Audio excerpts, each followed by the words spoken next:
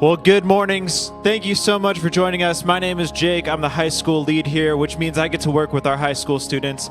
And I just wanted to welcome you to our service. We're going to start our service off by singing together. So if you would stand up and join us as we sing together.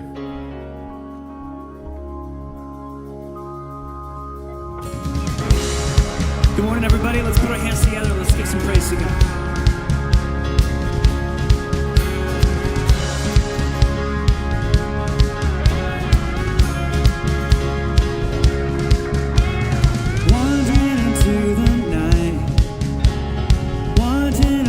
To hide this weary soul, this bag of bones. I try with all my might, but I just can't win the fight. I'm slowly drifting, a vagabond. And just when I ran out of hope, I met a man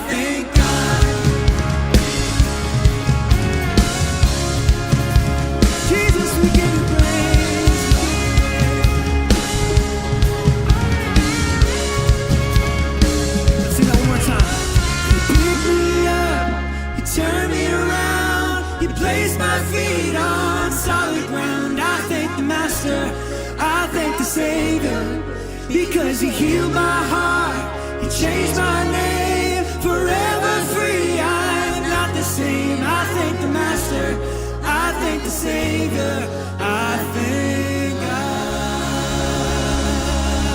Thank you, Jesus. Well, it's hard to believe it, but 2022 is coming to a close. And we're getting excited for the new year because the new year always brings about new things, exciting things that are coming up. And one of the things that we're extremely excited about is we're going to enter 2023 debt-free. We're so excited about that. And we are going to have a very big celebration on January 8th, celebrating that huge goal of being debt-free. And one of the things that I want to stop and do is thank you guys for that. Thank you for your generosity, because without your generosity, we would not be entering the new year debt-free. And when it comes to the end of the year, one of the things that we like to remember and focus on is that at the end of the year, about 20% of our year-end, or about 20% of our budget comes from our year-end giving. And the only reason why we are able to make an impact on our city, our nation, and our world is because of your generosity. And so if you're coming to the end of the year and you're thinking, man, I want to give to an organization or something that I'm passionate about, we would love for you to consider giving your year-end gift to us. And if you're interested on where your money goes and where your resources go, you can find all that information at fcchb.com/give. And we have a breakdown of the budgets and everything that you could see there. And if you're wanting to set up a one-time gift or a recurring gift, you can do that as well at fcchb.com/give. One of the things that's coming up, it's hard to believe that next Sunday is Christmas. I hope that maybe you've gotten all your Christmas shopping done, and if not, you still have a little bit of time to get those last-minute gifts in. And with Christmas, next week, we have services for Christmas Eve. We have a 7 o'clock service on the 23rd, and then 1, 3, and 5 on the 24th. And something that we're extremely excited about on the 24th at our 3 p.m. service is we are going to have an adult sensory room. So if you have a person that is adolescent or adult, we're going to have a sensory room for them down below our auditorium in the commons. And this is for someone that maybe for them it's maybe really loud in the auditorium, or maybe the lights can be a little bit difficult for them. This is going to be a space for them to thrive. Because here at FCC, we believe that everyone is welcome. This is a way for us, for those people that deal with sensory issues, for those people that have sensory issues, this is an amazing opportunity for them to be included in our services and in our Christmas Eve program. And if you have someone that we would love for you to invite them to that service. We're going to continue in our service today by singing a little bit longer. So if you're not standing up already, I invite you to stand up, and we're going to keep on singing together to talk about God's greatness and what he's going to do through this Christmas season.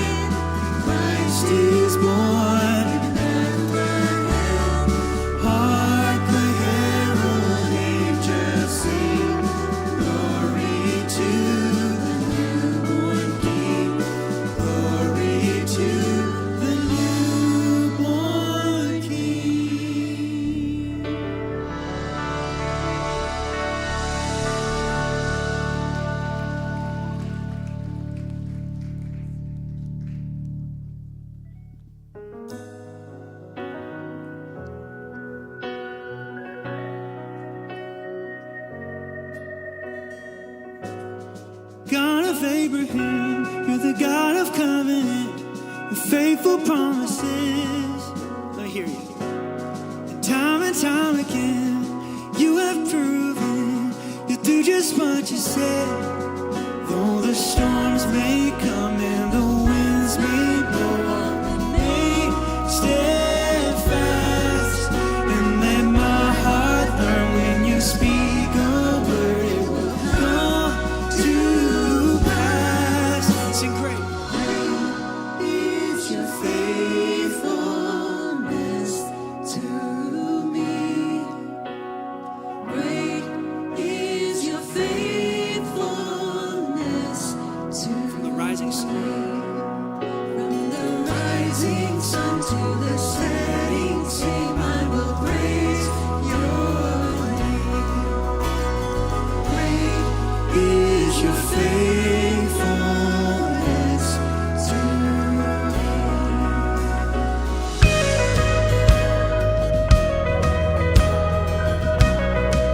You're always faithful.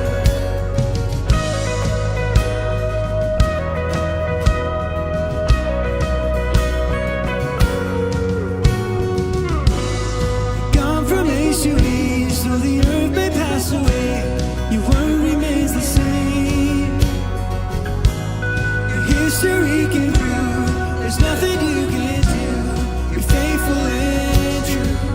Though the storms may come and the winds may blow, I'll remain steadfast and let my heart learn when you speak a word, it will come to pass.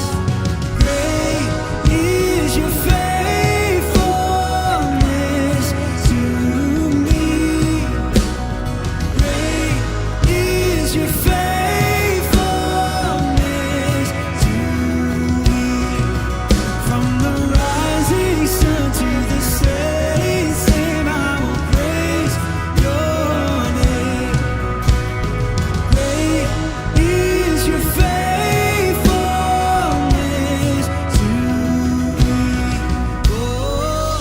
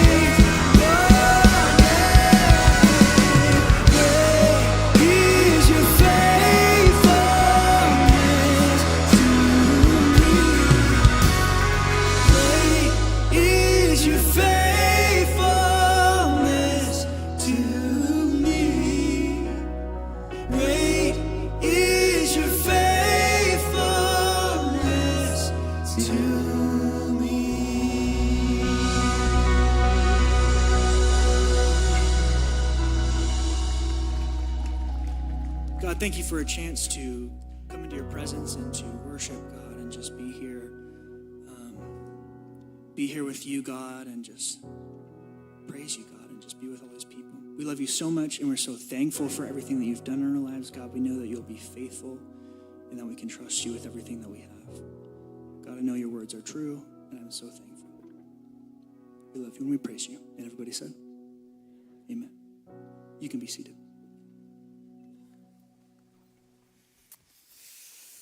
Morning, everybody. Merry Christmas. Hey, so I need to say this because I just feel like I need to say this. So central to like the community of the church is gathering together, and it's always good when we gather and we get together, and God does things when we gather that he doesn't do individually.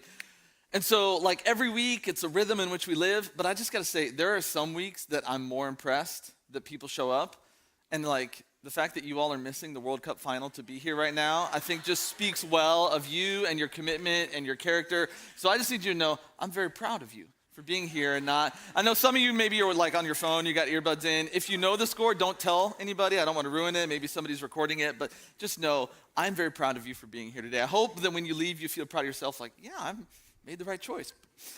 I'm so, there you go. That was for free. That was for you all. You can brag to your friends. But hey, anyway, I am super glad you're here, super glad that we could be together.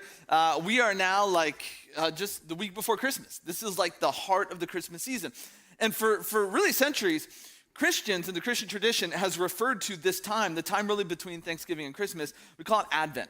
And Advent literally means the arrival. Really the time that we use Advent in our culture is you may have an Advent calendar, you know those little calendars you open that have chocolate in them or toys or whatever the Advent thing is.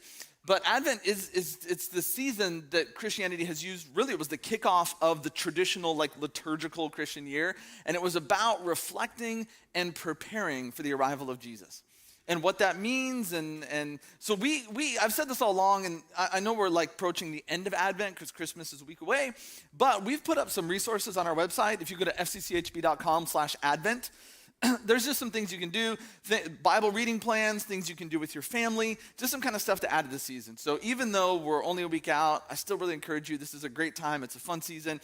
So go there, check some of that stuff out, and make it a part of your kind of week leading up to Christmas, as we, again, prepare for the arrival of Jesus. So what does that mean? And what's been fun is this Advent season as a church, as we've been gathering together on weekends, we have been kind of making our way through the story of Jesus, not by looking at the characters, the people who are in it. Like a lot of times when we talk about the Christmas story, the story of the birth of Jesus, we focus on the individuals, the people, the shepherds, the wise men, Mary and Joseph. But we've been looking at the places.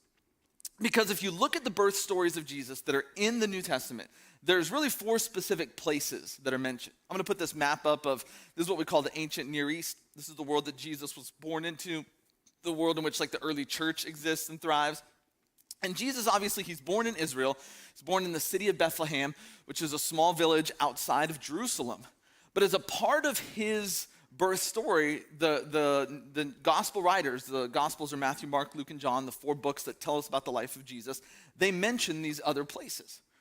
And so we started out this series, we looked at Rome, and we looked at Jesus' relationship to power and what Jesus' birth means to power. Last week we talked about the East. This is where the wise men or the magi come from, and how that's all kind of about inclusion, and it challenges us. What does it mean to love other people? What does it mean to love even our enemies? And so this week we're going to continue by talking about Egypt. Egypt is mentioned specifically in the book of Matthew's account of the life of Jesus. And the fact that Matthew mentions Egypt is a pretty big deal. And so we're going to pick up right where we left off last week. So if you were here, you can keep going. If you weren't here, don't worry about it. It's really simple. I'll bring you up to speed real quick. Like I said, Jesus is born in Israel. And at the time Jesus is born, the guy who's the leader of that area, his name is Herod. King Herod. And Herod is a king of what's known as Judea at the time, which is the land the Jewish people come from, historically what you and I know as Israel and the Palestinian territories. But Herod is given his power by Rome. So Herod is essentially like the local Roman governor. He's the one that Rome has put in charge. And what's fascinating is Herod is like this kind of half-practicing Jew, which is what the Romans like about him because he understands Jewish culture and traditions. And so they think, hey, we've got this insider. He can be our person there. He can oversee that. He can keep the peace there. And Herod is kind of a half-practicing Jew, but he's really kind of like a political master. Herod does what he has to do in order to get power and secure power. Herod, during the whole story of Rome transitioning from a republic to an empire, there's like violent, bloody, brutal civil wars and senators and generals killing each other. Herod flips sides in the middle of all that because he sees who's going to win and he's on the losing side, so he flips sides so he can secure power, so he can gain power. When he's appointed the king of Judea, Rome actually gives him the title King of the Jews. That's literally the title they give him. Because you're the king of Judea, that's where the Jews live, you're the king there. He's granted that title. When Herod goes back to Judea, to, again, what you and I know is Israel and the Palestinian territories, the first thing he does is kill 45 members of the Jewish ruling council. Throughout his time, he kills members of his own family.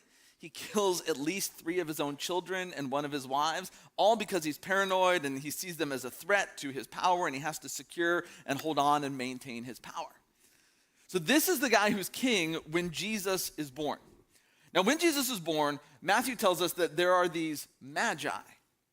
There are these wise men, is typically what we call them, but Matthew, again, the word Matthew uses magi. They come from the east and they go to Israel. These magi, they're scholars, they're astrologers, they're magicians, all these things that really weren't a part of first century Judaism. And so they travel from the east because they've seen this star, they've studied ancient Jewish texts, and they've somehow put it together that, hey, all of this is announcing the arrival of this birth of the King of the Jews, this new King of the Jews that was supposed to be born, that was promised long ago by all these prophets. So the Magi come from the east to Jerusalem, to Herod, and they say, hey, we're here because we've studied these texts, we've seen these stars in the sky, we've done all this kind of like divination stuff that, again, technically outlawed by Judaism, but we think the King of the Jews has been born and we're here to see him.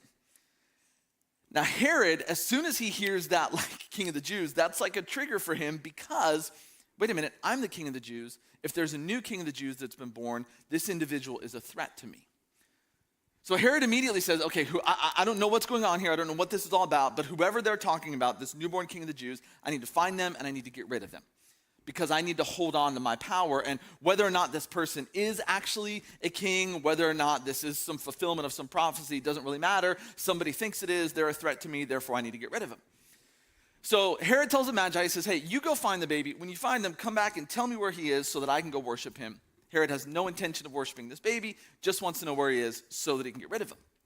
So the Magi go, they find Jesus and they find his family, and they give him these gifts, they present him these gifts, but then the Magi are warned in a dream, don't go back and tell Herod. So they sneak home by another way. Matthew says they go home another way. Now, eventually, Herod puts 2 and 2 together and realizes, hey, wait a minute, they were supposed to come back. They're not back. So here's what Herod does. Matthew 2, verse 16. When Herod realized he'd been outwitted by the Magi, he was furious. And he gave orders to kill all the boys in Bethlehem and its vicinity who were 2 years old and under, in accordance with the time he had learned from the Magi. So Herod waits a given amount of time and realizes they're not coming back. They were supposed to come back and told me, they didn't, they double-crossed me. Now I got to deal with this myself. And so Herod orders all the children 2 years old and younger in the region that Jesus was at, the reason that Jesus was born in, up there kind of in Bethlehem, he orders them killed.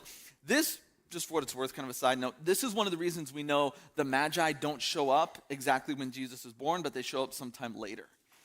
Because it's 2 years old and younger. The Magi started their journey when Jesus was born, but it took them time to get there. It took them time to find Jesus. They had to get back. So we don't, again, know exactly how long after the birth of Jesus the Magi show up, but it's a little bit after. So Herod orders the slaughter of all the young boys in this area because he has to be sure that he gets rid of this newborn king, this one that's a threat to him. Now, based on population estimates, experts, scholars kind of think that Herod ends up killing about 20 to 30 boys in the region because Bethlehem it's not a huge metropolis. It's kind of like this little village, but he orders the execution of 20 to 30 young boys, all to protect his power. I mean, it's atrocious. But if you look at it in its historical context, it's Herod being Herod. It's Herod doing what Herod always does, acting in violent, ruthless, brutal ways in order to protect his own power. Herod has all these kids killed and slaughtered, but he doesn't kill the one child he's trying to kill. Because if you go back earlier in the story, before Herod orders the slaughter of all these children in this village, Jesus' family actually gets out of Bethlehem. They get out of Judea and Israel altogether. Here's what Matthew tells us if you go back a few verses. Matthew says, when they had gone, an angel of the Lord appeared to Joseph in a dream. Get up, he said, take the child and his mother and escape to Egypt. Stay there until I tell you, for Herod is going to search for the child to kill him. So he got up, took the child and his mother during the night, and left for Egypt, where he stayed until the death of Herod. And so was fulfilled what the Lord had said through the prophet, out of Egypt I called my son. And so before Herod orders this execution, Mary and Joseph take Jesus and they leave the region, again, that we know as Israel, what's called Judea. They get out of there and they go to Egypt. And they stay in Egypt for a little while because it's a few years before Herod dies, and then they come back in. So when Herod orders this execution, he kills all the boys in the region except for the one he's trying to kill. He gets out. N.T. Wright, who's a New Testament scholar, N.T. Wright notes that before Jesus was ever even able to walk, he was a homeless refugee with a price on his head. And so when you look at a map, like if you were to just look at a map, it makes sense for Joseph and Mary and Jesus to go to Egypt to get out of Egypt because it's directly south of Israel. It's out of Herod's domain. Herod would have no control or jurisdiction there. So like from a logical perspective, you're like, oh, okay, you need to get out of town. Okay, let's go to Egypt. Quickest, easiest way to get out. We're in the south of Israel. Let's just go there. It's our nearest neighbor. And so like from a rational perspective, Jesus makes sense. But I think one of the things we need to understand is that when Matthew talks about Egypt, Egypt is more than just a random place to the people that he's originally writing his gospel to. It's more than just the closest place. Egypt is actually full of incredible significance to the audience that Matthew writes his gospel to. Scholars, biblical scholars, generally agree that Matthew's gospel is written specifically to Jewish Christians, first century Jewish Christians. And that's important for us to understand because as the church begins to emerge, Jesus is born a Jew, lives his whole life as a Jew. His followers, this group that's known as the 12, they're all Jews. Everything about Jesus' life is incredibly Jewish. But then after his death and resurrection, he kind of launches this movement that goes out and becomes largely Gentile. The book of Acts tells the story of the early church. And the Apostle Paul is a guy who goes around and starts all these Gentile churches. And so a bunch of Gentiles become Christians, and Gentiles are not Jews. They don't do all the cultural things you have to do. And there's a lot of debates in the early church, like how Jewish do you really have to be in order to be a Christian? And the church starts becoming more and more Gentile. So what happens is you have these kind of first, second century Jewish Christians that always exist kind of within this no man's land. Because on one hand, they're Jewish in the sense that they like follow all the traditional Jewish laws and all their food cultures and purity laws and all that things. But they also believe that Jesus is God and Jesus died and Jesus rose again. And so they're kind of stuck between, you have like traditional Jews who follow all the Jewish laws that Jewish Christians do, but they don't believe that Jesus is the Son of God, don't believe he rose again. And then you have the Gentiles who are Christians who believe that Jesus is God and Jesus rose again, but they don't follow a lot of the Jewish religious laws and customs. And so these Jewish Christians kind of exist in this no man's land where they're not fully accepted by the Jews, they're not fully accepted by the Gentiles, they're just kind of in the middle there. And so Matthew, a big part of him writing his particular gospel, his account of the life of Jesus, is he wants to help these Jewish Christians, partly because Matthew's a Jewish Christian. He's one of the apostles. He's one of Jesus' closest friends. And so as Matthew writes the whole of his gospel, he's trying to help these Jewish Christians connect Jesus with the story of Israel and with their past. And he's trying to help them show that, hey, what Jesus is doing is not just out of left field, that it's actually connected to this rich tradition that we hold on to and we believe. And this is one of the ways Matthew does that. By incorporating Egypt and by talking about Egypt in this birth story, Matthew's trying to help these Jewish Christians connect Jesus to all the things that have come before. And so when you look at the history of Israel, the defining event for the history of Israel, the defining event for the Jewish people is what we call the Exodus. And the Exodus is a story of how the Jewish people were slaves in Egypt, but ultimately God led them to freedom. God sent Moses in. Moses went before Pharaoh, the king of Egypt, let my people go. There was kind of a struggle. Pharaoh said, okay, after all these plagues were sent. And And the Jewish people then left Egypt and ultimately settled down in the land of Canaan, again, what we call Israel and the Palestinian territories, and they became the nation of Israel. That's their defining event, the Exodus. Their most famous holiday, the Passover, that's what it celebrates. But what sets the Exodus story up is that for 400 years, the Jewish people were slaves in Egypt. For 400 years, they were oppressed, they were mistreated, they were taken advantage of, they were exploited, all for the benefit of Egypt and the Egyptian economy. And so for Jewish people, even though this is like 1,200 years, the time of Jesus, like 12, 13, 1,400 years after this Exodus event, for Jewish people, whether you're a Jewish Christian or not, for Jewish people, Egypt in your past represents this place of intense suffering and persecution and brokenness and hardship. And what's really interesting, again, in light of the story Matthew's telling, is the persecution, the oppression of the Jewish people in Egypt. Really, it comes to its climax in this moment where Pharaoh, the king of Egypt, orders the execution of all of these young Jewish boys. Because, again, if you're Pharaoh and what's happening is the Jewish population within your empire keeps building and building and building, and there's more and there's more and more, all of a sudden they become a threat. Well, if they ever rise against us, they could overcome us, they could overtake us. So what do? You kill the boys, because that does two things. One, it gets rid of the army, because your army at that time is all males, it's all boys. It gets rid of the army. It also takes away their ability to keep reproducing. So it's population control, it's also military control. And that's when kind of the oppression of Egypt reaches its pinnacle, because it's after that God sends Moses in, and God says, I've heard the cry of my people, and now I'm going to save you, I'm going to set you free. And so again, for Jewish people in the first, second century world that Matthew's writing to, these are people that when they hear Egypt, Egypt is associated as this place of pain and of suffering. And so on one level, when you look at the history of the Jewish people in Egypt, and you look at the story of the birth of Jesus, it's pretty obvious the connection that Matthew's making. Because in the story of the Exodus, when Pharaoh orders all the execution of these young Jewish boys, there's one Jewish boy that survives. His name is Moses. His mom floats him in a basket, puts him down the river. He survives this execution. He's the one that grows up and leads the Jewish people to freedom. He gives them the law. And so in one sense, Matthew is telling the story that parallels the Exodus. That here you have Pharaoh ordering the execution of these babies. Here you have Herod ordering the execution of these babies. One baby survives. That baby grows up to become the leader of this new Exodus.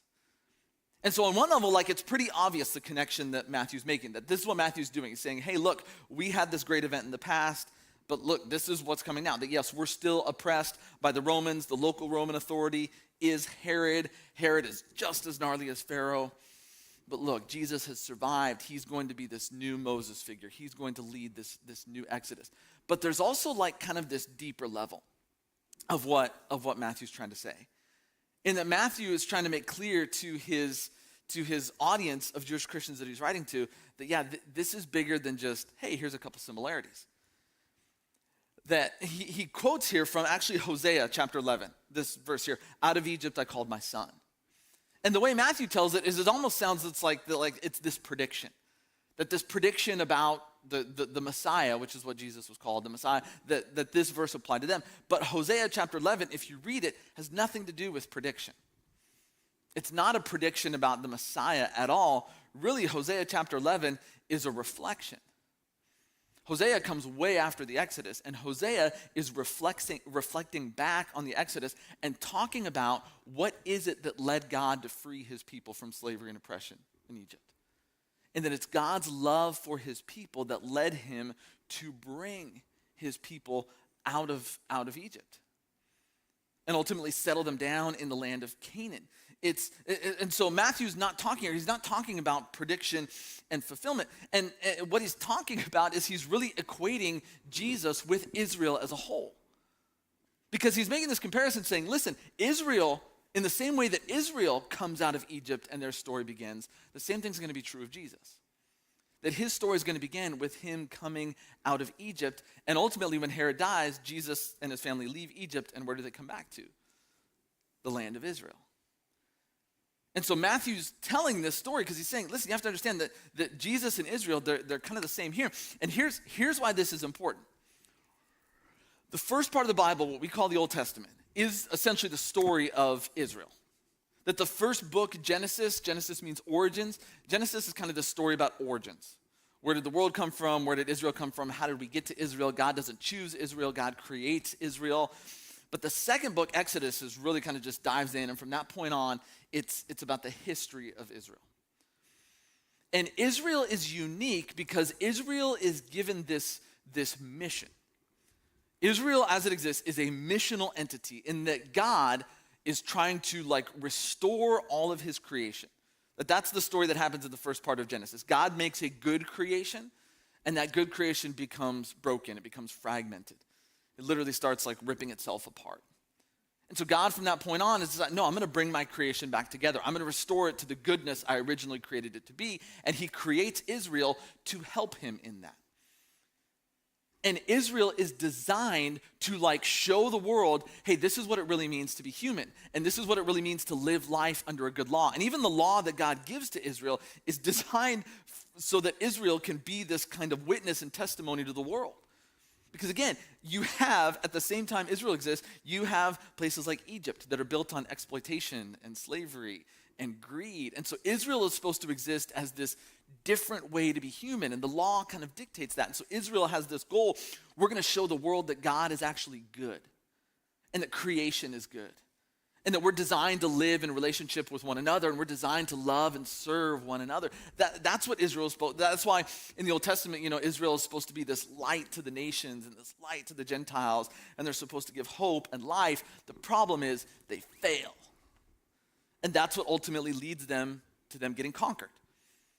And so the Old Testament story ends where Israel is conquered. And the New Testament story picks up where you have Jewish people who were living in their historic homeland, but they have this hope that, hey, maybe God can restore Israel. Maybe God can bring Israel back. And so on one sense, if you look at the story of Israel as told in the Old Testament, it's a failure. They didn't do what they were supposed to do, which then begs the question, okay, if Israel failed, does that mean God failed? Because God had this plan and this mission to bring his creation back to goodness, to make the world right, and he used Israel, but Israel failed. So did God fail? Did everything God say he was going to do through Israel, did that not work, and so somehow God was wrong?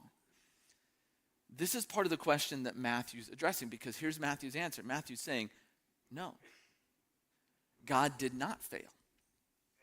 The Apostle Paul, when he kind of addresses this kind of same thing, here's what the Apostle Paul will say in a letter that he writes to the church in Corinth. In 2 Corinthians 1:20, he'll say, for no matter how many promises God has made, they are yes in Christ. And so what Paul's saying here, Paul says it more succinctly. Matthew says it throughout the story of his entire gospel, throughout the whole story that he tells in the book of Matthew. Paul just kind of condensed it down. And what Paul's saying here, and what Matthew's saying is saying, listen, everything that God said he was going to do in and through Israel, he accomplished in the person of Jesus. There was no failure. You go back, the founder kind of the nation of Israel is this guy Abraham, and Abraham, Isaac, and Jacob, they're like the patriarchs. Then you have Moses, and you have the great King David, Elijah, Esther. You have all these great figures in the history of Israel. And Paul's point is, listen, everything that God ever said he was going to do through Israel, every promise he ever made, he fulfilled in the person of Jesus. That Jesus really brings the story of Israel to its apex and to its conclusion. And again, if you go back to the way Matthew tells the birth story of Jesus, this is what Matthew's saying. Out of Egypt, I called my son. Look, Israel came out of Egypt. Jesus came out of Egypt. Jesus lives his whole life as a devout Jew according to the Jewish law. Jesus is not separate from Israel. Jesus is a part of Israel. And ultimately, Jesus will become the fulfillment of Israel. This is what all the New Testament writers talk about when they quote all these verses from the Old Testament and when they say, this all happened according to the scriptures. See, we tend to think of prophecy. When you hear the word prophecy, we tend to think of it as prediction. Like Nostradamus. I'm going to tell you about your future. But prophets in the Old Testament primarily are speakers. They're preachers. They announce things. There's maybe 10% of Old Testament prophecy, probably less than that actually, maybe 10% that's actually prediction and fulfillment. And if you look at the quotes the New Testament writers use, very few of them are actually prediction and fulfillment. There are some. That's why the Magi come from the east, because there's this prediction about the Messiah and what that means. But very little of prophecy is really kind of about this prediction fulfillment thing. And so when the New Testament writers write, and most of the time when they quote from the Old Testament and we're saying, hey, this fulfilled the scriptures, it's not that every single one of these verses specifically refers to Jesus. This was about Jesus, this was about Jesus. It's that these themes, these promises, everything that God is doing in the Old Testament ultimately finds its fulfillment and its completion in Jesus. Israel, you're going to be a light to the world. Israel, you are going to bless the nations. You are going to show the world what God is like. You are going to bring justice and compassion and mercy. You're going to make a way for people to live in connection with God. All of that. Again, if you just look at the Old Testament story and you get to the end of the Old Testament story, it looks like a failure. Israel failed. God didn't do what he was supposed to do, therefore God failed. But Matthew's saying no. No, because in Jesus, God fulfills and he accomplishes all of that. He is a light to the world. He does bless the nations. He shows people what life under a good God is like. He shows us what it really means to be human. He makes a way to bring God and people together. He's saving God's good creation. All the themes, all the hopes, all the promises that God makes in the Old Testament are fulfilled in the person of Jesus. Jesus is the embodiment of Israel, and he completes their story. And after he completes their story, he launches something brand new. Which again, Matthew hints at, because if you go back to Matthew's story of the birth of Jesus, right, the family, Mary and Joseph and Jesus, they escape and they go down to Egypt. Herod orders the execution of all of these kids, the slaughter of all these kids in the area around Bethlehem. After those kids are slaughtered, Matthew quotes another verse from the book of Jeremiah, Matthew 2, 17 through 18. Then what was said through the prophet Jeremiah was fulfilled. A voice is heard in Ramah, weeping and great mourning, Rachel weeping for her children and refusing to be comforted because they are no more. Rachel's another important figure in Jewish history. So Matthew, as he's talking about this kind of whole event, he quotes from Jeremiah here. Now again, what's interesting about what Matthew quotes here is this where this comes from in the book of Jeremiah is actually the section where Jeremiah is reflecting back on the fact that Israel has been conquered, that Israel has been overcome. And it's kind of this like hope and anticipation that he's going to somehow regather them. And so again, as Matthew tells this story, as Jesus is the completion of the story of Israel, he's the completion of the Old Testament, it still looks forward to, and hey, God is going to regather his people. In the midst of their oppression, he's going to bring them back together, which is exactly what Jesus does. Because Jesus is born as a Jew, he fulfills everything Israel was supposed to do, and he regathers Israel to himself. That's what he spends his whole life doing. Come back to me. Come follow me. And sometimes his promises to follow me are, hey, you'll find rest, you'll find comfort, there will be challenges, there will be difficulties, but come follow me. He's regathering Israel to himself. But what's important and what Matthew wants us to understand is he's not regathering Israel to himself to do the same old thing. He's regathering Israel to himself in order to do something brand new.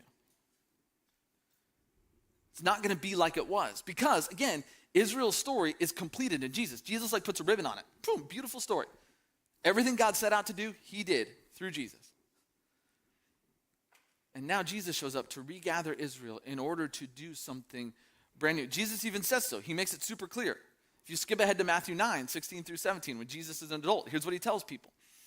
He says, no one sews a patch of unshrunk cloth on an old garment, for the patch will pull away from the garment, making the tear worse. Neither do people pour new wine into old wineskins. If they do, the skins will burst, the wine will run out, and the wineskins will be ruined. No, they pour new wine into new wineskins, and both are preserved. Jesus says it straight out. He says, look, I'm not here to do the same old thing because everything we set out to do in the same old thing, we accomplished. I'm here to do something new. Now, what Matthew wants to make very clear that his audience of Jewish Christians understands is that the new thing is born out of the completion of the old thing. That there's a connection there. It's not just this random thing that's totally separate. That it is connected because Jesus kind of wraps up Israel's story, brings it together in himself, what we talk about as vocational Israel, right? He kind of brings it together in himself. He regathers Israel to himself, and then he launches something new. So there is a progression. The new thing is part of the old thing, but it's not the same as the old thing. Because Jesus doesn't bring back the systems and structures of the old thing. Jesus launches something brand new. If you look back in the Old Testament story, the main reason, the problem, essentially, if you want to talk about it that way, the problem that Israel is created to solve is the breaking of heaven and earth. If you look at the first part of Genesis, God creates the heavens and the earth, and they are connected. They are one. And when everything falls apart in the early part of Genesis, it's not just that, like, we tend to talk about it in individualistic terms because we talk about everything in individualistic terms. And so we tend to look at, sin separates me from God. But really the story of Genesis and the story of the whole Bible is, no, it's communal. It's not individual. Yeah, it has individual implications, but the story is heaven and earth are broken. They're not together anymore. And when you look ahead to the book of Revelation, what's the last thing, like when John, who writes Revelation, the end of the Bible, what is it? I saw heaven coming down and heaven and earth are rejoined together. That's the problem Israel's created to solve, is that there's this separation between heaven and earth, and how do you bring those two things back together? And so Israel's way of life was supposed to be about, hey, this is how we begin to bring heaven and earth back together.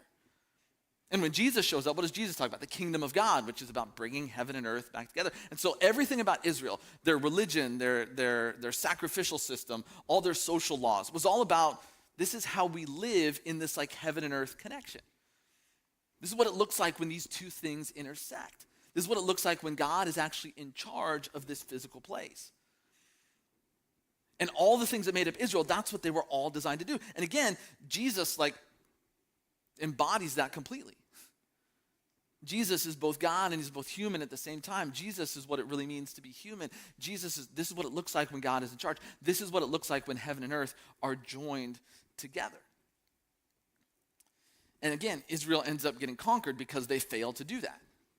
They fail to they don't live up to that. They don't show the rest of the world what it's like when heaven and earth are intertwined. And so when you read the Old Testament, the temptation is, they failed. There's no way to do it. But then Jesus shows up, and Jesus, through what? Through his death and his resurrection, he inaugurates what he calls the kingdom of God. And Jesus, through a way that no one expected, says, hey, this is how you bring heaven and earth back together. You bring them back together in this way that's actually rooted in weakness and submission and service, not power and not glory. So again, Matthew's drawing on that theme of, hey, everything God said he was going to do in Israel, he did in Jesus. Because Jesus is God among us. The word we use at Christmas time is Emmanuel. That's what it means. God is with us. God is among us.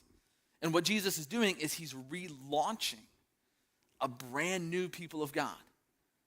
Israel is successful in the person of Jesus. And now Jesus regathers Israel and sends them out to become more than just historic Israel. This time it's going to be different. There's a way now for us to live in this heaven and earth reality. This is why Jesus talks about, through my death and resurrection, God's Spirit, his presence lives in you. That's different than the language that's used for Israel. It's connected because the church, the new thing, is born out of the completion of the old thing, but it's not. It's not the same thing. It's not identical. It's different. Yes, Jesus is the new Moses. That's how Matthew presents him, right? He's the new Moses. He's the new lawgiver. The difference is Moses gave over 600 laws that were very specific. And they were about, this is how you love people. This is how you love one another. This is how you embody the heaven and earth together in all these different relationships. Jesus, when he talks about his law, he essentially gives one. It's way simpler and far more complicated. Here's what Jesus says, John 13:34-35. A new command I give you. You haven't heard this one before. You've heard a whole bunch of others. I'm giving you a new one. Love one another. As I have loved you, so you must love one another. By this, everyone will know that you are my disciples, if you love one another. See, when Moses gave the law, if you read it, it's very specific. Like some of those laws would be like, if your neighbor does this to you, then you should do this to them. If this person does this, if you're conducting business and this person breaks a contract, here's how you should, it's super specific. Jesus comes along and says, okay, I'm not going to get that specific. I'm just going to give you one thing. Here's what this whole new thing is based around. Love other people. Wow, Jesus, what does love look like? What does love look like? I'll tell you. Look at me. What I did, you do that. On one hand, that's really simple. And on the other hand, it's incredibly complicated. This is why Christian faith isn't as simple as someone standing up and telling you, do this, do this, do this, do that. No, it's difficult because it's you and I sitting down together and trying to discern, what does it really mean to love this person the way that Jesus loved me? I guarantee a couple things. It's going to be messy. It's going to be difficult. It's going to make you super uncomfortable. But Jesus said, the new thing is rooted in me. It's not rooted in a law. It's rooted in me, and it's rooted in, hey, this is what you're going to do. You are going to love one another. In a lot of ways, Christian faith can be defined as like the struggle to learn how to love one another, the way that Jesus loved us. Now, you said a whole bunch of things. Let me see if I can bring it all together, okay? Let's go back to where we began. When Matthew tells the story of the birth of Jesus, he says they escaped to Egypt. He brings Egypt into it. And again, Egypt logically makes sense because Herod's trying to kill him and Egypt's the easiest place to get to. But for the Jewish audience that Matthew's writing to, Egypt isn't just a random place. It's not a neutral place. It's a place with a lot of meaning and significance and history. It's a place that for Jewish people brings up pain and hurt and oppression and violence and even death. And that's where Jesus goes. He goes into what could arguably be considered the worst location in the history of the Jewish people. Let's go to the center of our pain. Let's go to this place that's all about failure. Really, the only other place, and the place that actually gets connected with Egypt a lot ultimately is Babylon, which is who ends up conquering Jerusalem. And Babylon is also, within the Jewish imagination, a place of incredible shame and failure and pain. And the fascinating thing is, Jesus doesn't run from that. He goes to that. And this is exactly Matthew's point. That Matthew, in the mind of all these people, he's bringing up this history of failure and of pain and of rejection. But this time, it's going to be different. See, last time when I called my son out of Egypt, when I called Israel out of Egypt, it ultimately ended in failure. Because as much as I took Israel out of Egypt, to a certain extent, Egypt stayed in Israel. And they never got over that. And ultimately, they took slaves of their own and they became exactly what God had saved them from. But this time, when Israel comes out of Egypt in the person of Jesus, this time it's going to be different. This time it's not going to end up the same place it did. This time it's going to be something brand new. See, the whole point of Matthew bringing up Egypt, the reason why he sticks it in there is what he's talking about redemption. I remember the day that I got my driver's license. My dad at the time, he was a police captain, so he had a work car. So him and I got to share a car, which meant that he used it occasionally, but I used it most of the time because he had his own work car that he'd drive to work back and forth. And our car initially was a 1988 brown Ford Taurus. It's a pretty sweet ride. And so that's the car that I took my driver's test in. So I went and I took my driver's test, and I passed it, got 100%. I was super stoked. I was excited to go cruise around town and pick up my friends because back in the day, you could do that when I got my license. Now you have to wait 17 years before you can pick up your friends, but you could still go. And so we get home, and as we're pulling in the driveway, my dad says, hey, pull in the backyard. We never parked in our backyard, ever. He's like, hey, pull in the backyard. I'm like, why are we pulling in the backyard? He goes, just pull in the backyard. So we pull in the backyard, and we close the gate behind us, and he goes, okay, you're going to change the brakes on this car. I was like, what?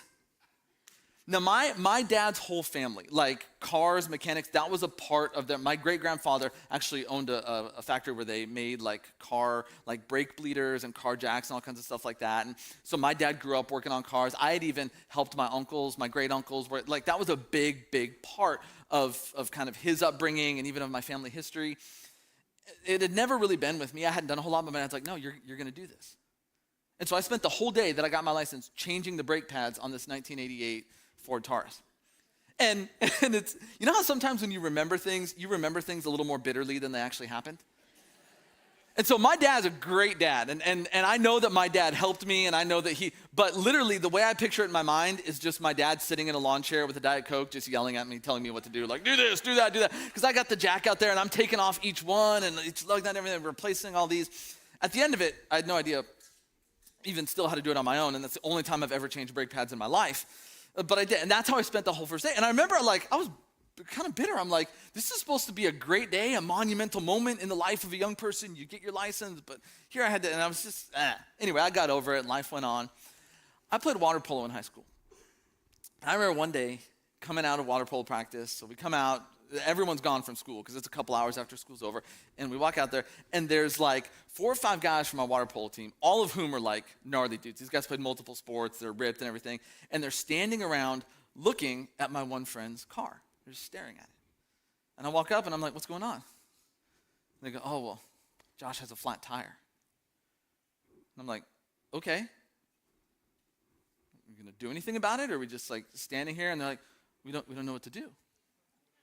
And I look at these guys, I'm like, not one of you knows how to take off a tire and change a spare tire?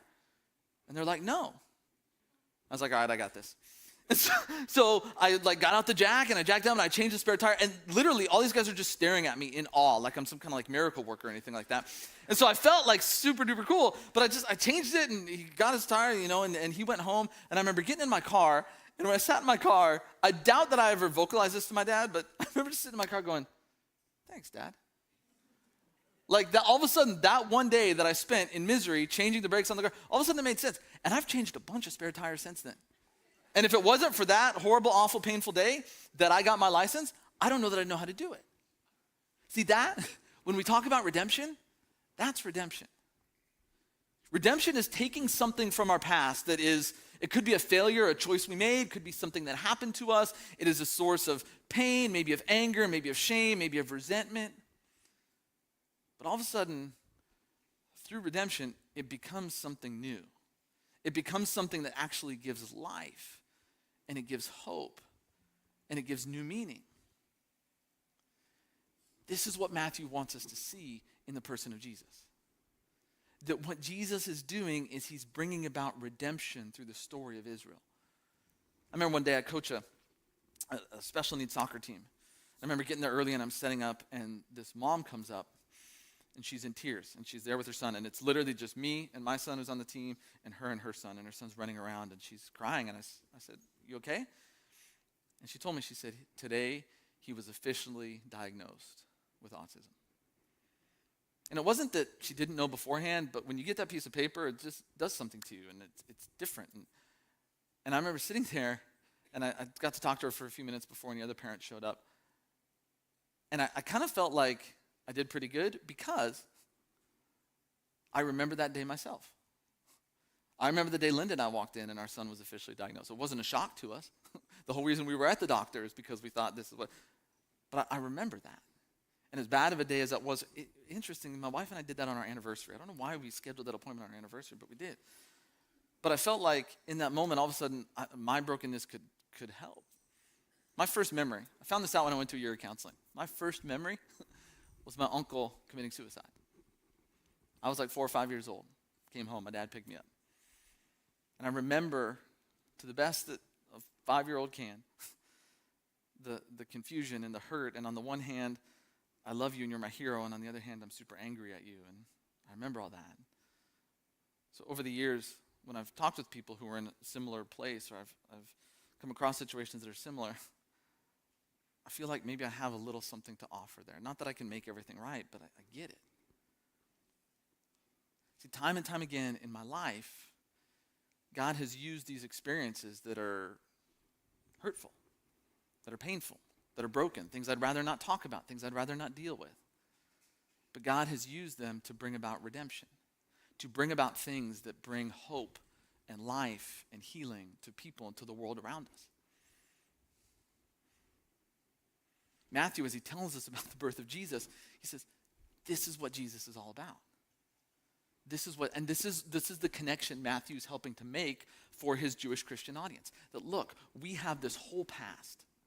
And it's really easy for us to look back on our past and think this was all a failure, because look at where we are now. We are still in the first century world. We are still under the oppression of the Romans. We're still not free. And it's really easy to sit here and look back and think our whole past has been a failure. We messed it up. We screwed it up. All these bad things happened. People did this. People did that. It'd be really easy.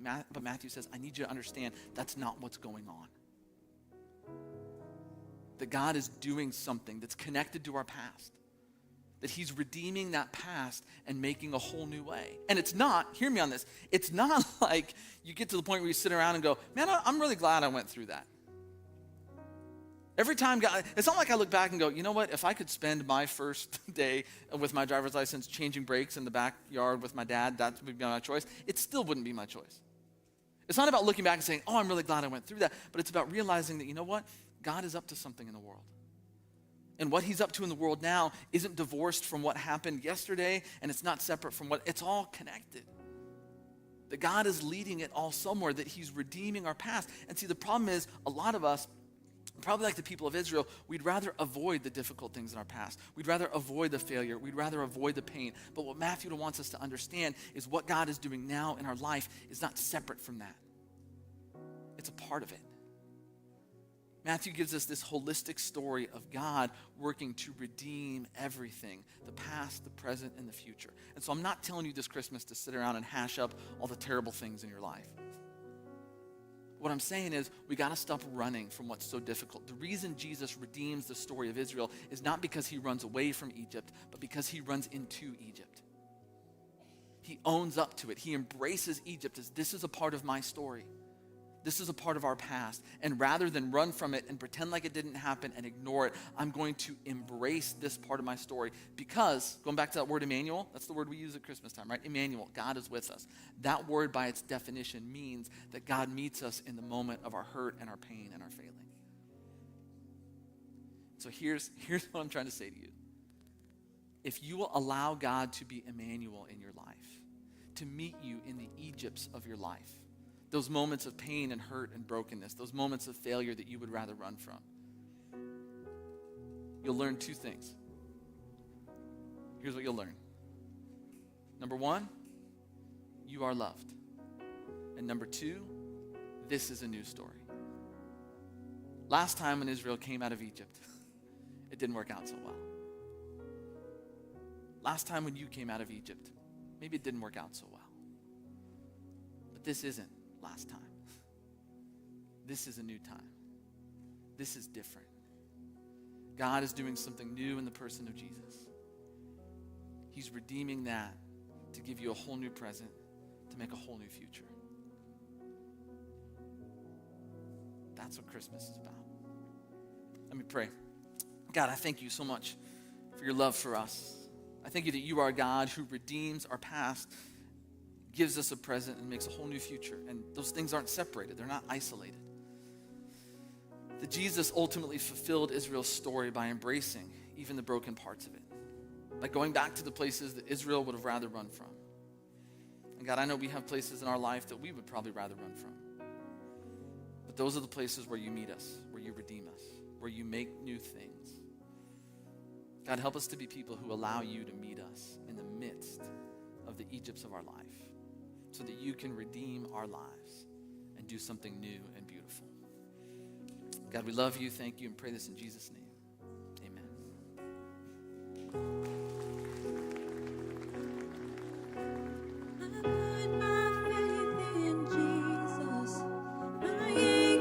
To the ground, my hope and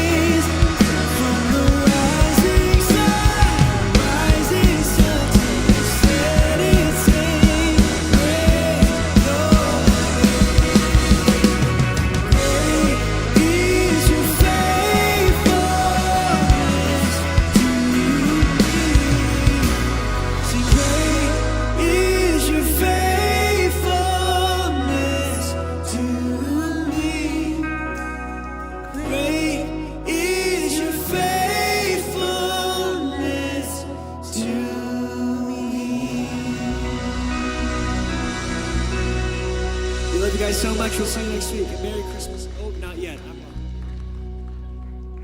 You can go ahead and grab a seat real quick. Well, right now we're about to enter into our time of communion. If you did not receive communion when you walked in this morning, go ahead and raise your hand and we'll have one of the ushers get communion to you. But as we take communion, as we spend time in God's presence, Scott talked about God entering into our story. And one of the things that is so beautiful is when we come to Christmas, it is this announcement that God didn't come and he's off in the distance, but that God came down and lived among us. That God came down and had presence with us. That this announcement of Jesus coming to earth is this announcement that God is with us. He enters into our pain. God doesn't run from our pain, but he enters into the midst of that. And so when we take communion, as we gather together, it's this announcement that God is present with us in our life. Not just when we're here on a Sunday morning, but even when we go out into the world and when we go out into our workplaces, God is with us. And what Jesus did on his very last night with his closest followers, his disciples, is he told his disciples to do this in remembrance of him. And he took two common elements that he could have found in the marketplace, two common elements that we can find in the marketplace as well. He took bread and wine. And so the first thing that he does is he breaks bread and he passes it to his disciples. He says, whenever you gather, whenever you meet, do this in remembrance of me. So we take the bread that represents Jesus' body.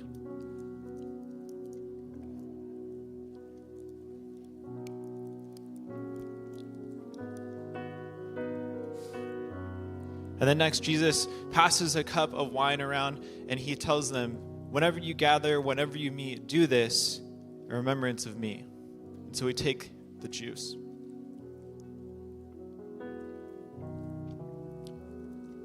Would you pray with me? God, we thank you so much for the ways that you enter into our story, the ways that you enter into our mess. God, that you are not off in the distance, watching us just walk around aimlessly, but you enter into the brokenness that we experience. You enter into our mess, you enter into our story, and you want to redeem that. God, we love you and we thank you. In Jesus' name, amen. Before you take off today, we have been doing something that we're calling our Christmas Cafe the last couple weeks. It's down on the lower end of our campus. And what we've been doing is we've just been setting up some tables. There's some coffee down there. And it's just a place for you to gather with people and ask a few questions. We have a couple questions that are up on the screen right here that you are going to just gather around a table and talk with some people. Talk about maybe some of your Christmas traditions, maybe something that impacted you during the message today. And we just invite you to head down there. And it's been a really cool experience. If you have kids, you can go ahead and grab your kids. And it's a full family experience down there. So if you are wanting to do that, you can do that. Also, if you're new or newer, you can head out of the auditorium, find the Welcome Center. There's some staff that just wants to welcome you and thank you for joining us today. But as we enter the Christmas season, I just hope that you have an amazing week filled with presence of God. And I hope to see you here next Friday or this Friday or Saturday for Christmas Eve services. Have a great week.